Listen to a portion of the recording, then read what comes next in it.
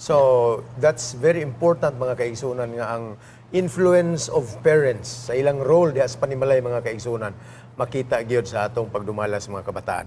Now, atong tanawon ning mga reaksyon sa mga leaders. Normal gyud ni no, mahibaw-an gyud nimo actually kaning ato pagtuon karon sa lesson mga igsoon, nakatabang nato pag-ayo nga ma-appreciate ang role ni Ezra ug ni Nehemiah in this revival of a great nation mga kaigsunan.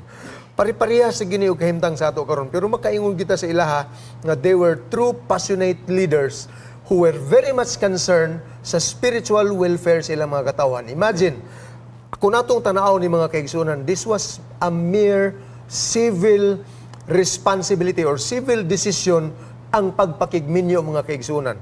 Pero if you are not a spiritually inclined person, dili gini big deal sa imo. Pero kung naghunahuna ka sa imuhang kahimtang, sa imong pamarog at tubangan sa Ginoo, sa imuhang pamarog diha sa iglesia, o sa kahimtang sa imong espiritual nga pamilya mga kaigsunan, magtuki gyud kag maayo, mamalandong gyud kag maayo mga kaigsunan sa dili pa ka muintra niining salag sa kaminyoon. Naay role nga dili gyud nato ang ngayang limtan mga kaigsunan, labi na gyud sa mga nakaagi ninyong pamanday.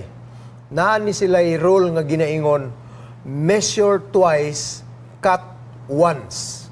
So buti pasabot, kung nakay isa ka piraso nga dako nga kahoy or tabla, kaduhag gini mo na sukdon ay ha ka mo sugod o gabas mga kaigsunan, kay dili ka maka-afford nga ni gabas ka o niya nasipyat, unsaon na lang nimo, mapuros pintol ang gawa sa imong kahoy, may rabag baratohon. And the same thing is true with relationships.